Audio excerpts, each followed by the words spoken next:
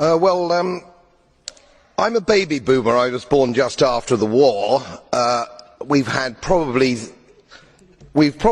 had the longest period of peace and prosperity globally, I would say, from that time. I've put a little bit of modest money away so I can hand something down to my family when I pass on, largely because I've never spent more money than I've earned, and I've been prudent, and I've worked moderately hard.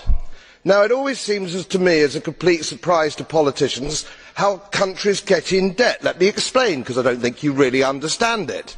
It's because politicians consistently spend more money than they raise in taxation, more money than they can possibly raise in taxation, most of which, in point of fact, they actually waste.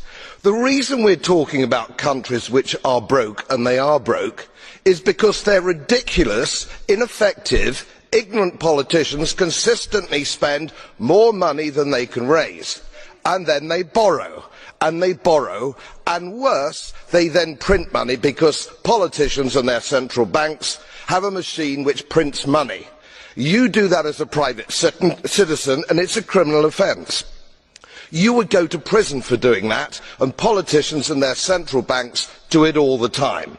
Let me explain to you that these countries are broke, and they're broke because of their own stupid leadership and politicians, and it's immoral to ask ordinary taxpayers of any country to pick up the tab for failed politicians and failed banks.